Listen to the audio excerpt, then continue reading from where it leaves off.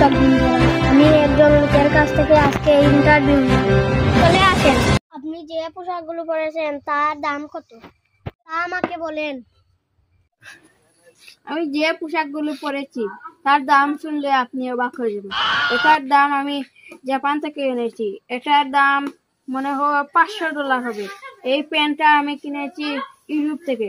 এটা $700 নিয়েছে। এই জুতা আমি কিনেছি লন্ডন থেকে। এটার দাম আমার কাছে থেকে নিয়েছে $300। আর এই ব্রেসলেটের দাম নিয়েছে আমার কাছে $50। আর এই মালাটা নিয়েছে আমার কাছে $750। এসব মিলিয়ে আমার কাছে 9 লাখ টাকার মতো হবে বাংলাদেশের টাকা অনুযায়ী। সেগুলো কাছ থেকে ইন্টারভিউ নিছি, এগুলো বেশি চাপাবাজ।